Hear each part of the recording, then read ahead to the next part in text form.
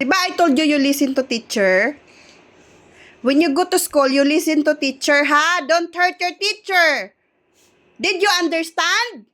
Yes. O, go face the wall. Okay. Tama na pala. Stop talking. Stop talking. Face the wall properly. Okay. Put your hands down.